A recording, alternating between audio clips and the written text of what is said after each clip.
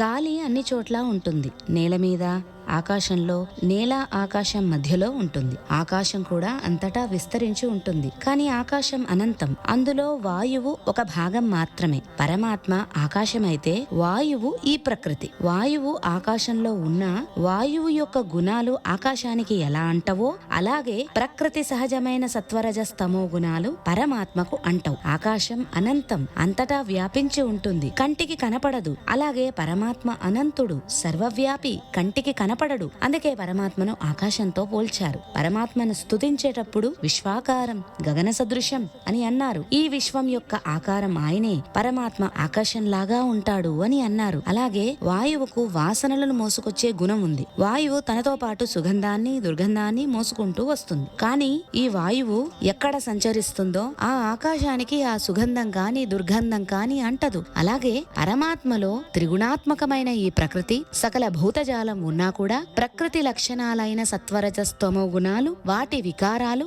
పరమాత్మ కంటవు. కాబట్టి పరమాత్మ త్రిగుణాతీతుడు. ఆయనకు ఎటువంటి మలినాలు, వికారాలు అంటవు అని తెలుసుకో అని కృష్ణుడు అర్జునుడికి బోధించాడు.